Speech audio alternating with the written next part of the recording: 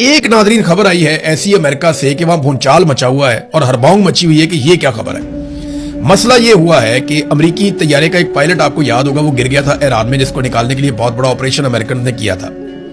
उसका तैयारा गिरा तो उसने इजेक्ट किया अपने आप को और वो ईरान की सरजमीन पे उतर गया। उसने ये बताया कि जब मैं अपने तैयारे से बाहर निकल रहा था तो मैंने ईरानी ड्रोन्स के एक गौल को देखा जो एक साथ मिलकर जेली फिश की तरह मुशाबत रखते हुए फॉर्मेशन में हरकत करने का मतलब यह कि हर ड्रोन दूसरे ड्रोन के साथ कनेक्टेड था।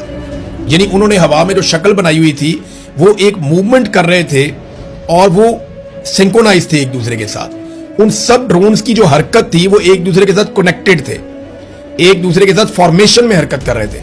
फॉर्मेशन ये कहते हैं जैसे फौज चलती है ना, तो उन्हें पता है फॉर्मेशन क्या होनी चाहिए। कभी आपने देखा होगा स्टेडियम के अंदर तो लोग बहुत सारी शक्लें बनाते हैं, यानी नीचे परेड कर रहे होते हैं, अचानक से डी लिखा जाता है, अचानक से एफ लिखा जाता है, अचानक से कोई नाम लिख देते हैं, कोई परचम बना देते हैं, कोई फूल बना देते हैं। वो इस तरह के मुजाहरे करते हैं ना ग्राउंड के अंदर, जब आप देखते हैं स्टेडियम में। ये इसी तरह ड्रोन फॉर्मेशन के अंदर जा रहे थे।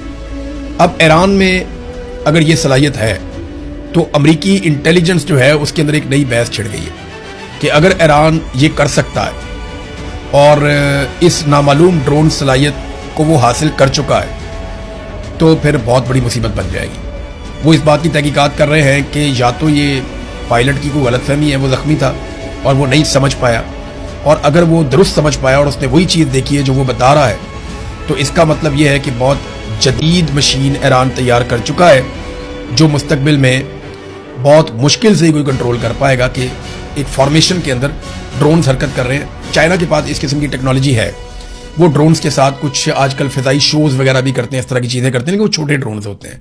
ये जो खुदकुश ड्रोन्स हैं अगर वो इस तरह मूव कर रहे हैं तो ये एक बड़ी मुसीबत बन जाएगी।